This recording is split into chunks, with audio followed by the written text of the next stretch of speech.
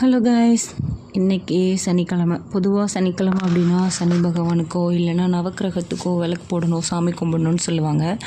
So இங்கே நம்ம Tirunelveli to Nagercoil பைபாஸில் நவக்கிரக பிள்ளையார்னு சொல்லிட்டே உண்டு. அது நானும் என் ஃப்ரெண்டும் முன்னாடி போவோம், எப்போவும் ரெகுலராக. ஸோ இப்போதைக்கு நாங்கள் போகவே இல்லை. அவள் வேலை பிஸி, எனக்கு பிஸின்னு சொல்லிட்டு நான் மாற்றி அப்படியே போகாமல் விட்டுட்டோம். சரி, அதுக்கப்புறம் இன்றைக்கி போகலான்னு சொல்லிட்டு பிளான் போட்டு கிளம்புனோம். பொதுவாக அங்கே என்ன அப்படின்னா, அந்த நவக்கிரகத்துக்கு 9 விளக்கு போடுவோம்.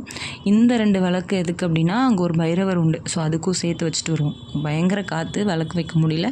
நாங்கள் கொஞ்சம் சீக்கிரமாகவே போயிட்டோம். இல்லைனா அது ஃபுல்லாகவே நிறைஞ்சிருக்கும். விளக்கு எங்கே வைக்கிறதுனே தெரியாது, அந்தளவு இருக்கும்.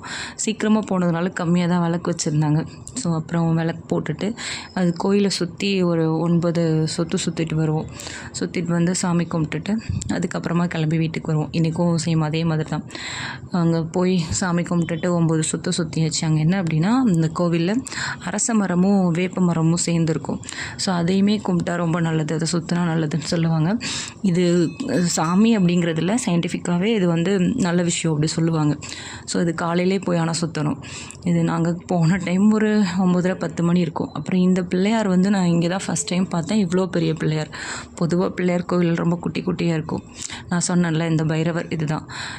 எல்லா இடத்துலையுமே எப்படின்னா, பைரவர் ஒரு வாகனத்தோடு இருப்பாங்க. இது வித்தியாசமாக இருக்கும் இந்த கோவிலில் மட்டும். ஸோ அங்கேயும் போய் சாமி கும்பிட்டுட்டு அவருக்கும் 2 விளக்க போட்டுட்டு அப்புறம் சரி கிளம்புவோன்னு கிளம்பிட்டோம். ஈவினிங் என் பையனை கூப்பிட்டுட்டு நான் அகாடமி போனேன்.